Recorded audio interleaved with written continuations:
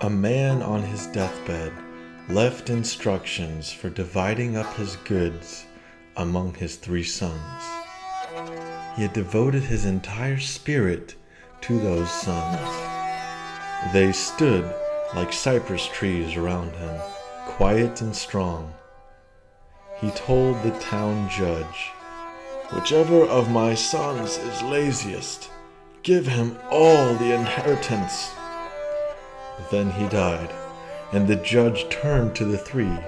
"Each one of you must give some account of your laziness, so I can understand just how you are lazy." Mystics are experts in laziness. They rely on it because they continuously see God working all around them. The harvest keeps coming in, yet they never even did the plowing.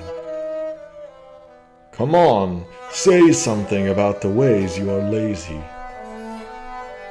Every spoken word is a covering for the inner self.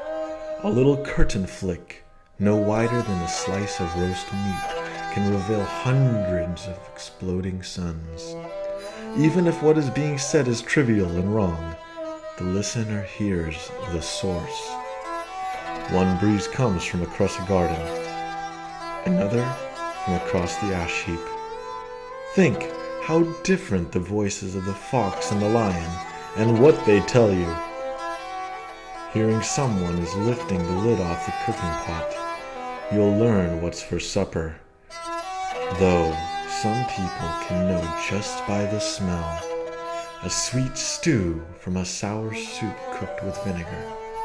A man taps a clay pot before he buys it to know by the sound if it has a crack. The eldest of the 3 brothers told the judge, "I can know a man by his voice, and if he won't speak, I wait 3 days, and then I know him intuitively." The second brother, "I know him when he speaks, and if he won't talk, I strike up a conversation." "But what if he knows that trick?" asked the judge, which reminds me of the mother who tells her child, "When you are walking through the graveyard at night and you see a boogeyman, run at it, and it will go away."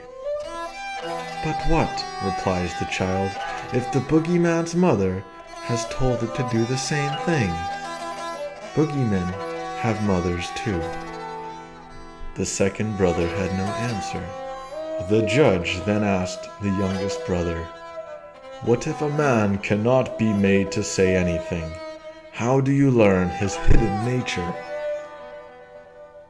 "I sit in front of him in silence, and set up a ladder made of patience. And if in his presence a language from beyond joy and beyond grief begins to pour from my chest, I know that his soul is as deep and bright as the star Canopus rising over Yemen. And so, when I start speaking, a powerful right arm of words sweeping down, I know him from what I say and how I say it, because there is a window open between us, mixing the night air of our beings." The youngest was obviously the laziest. He won.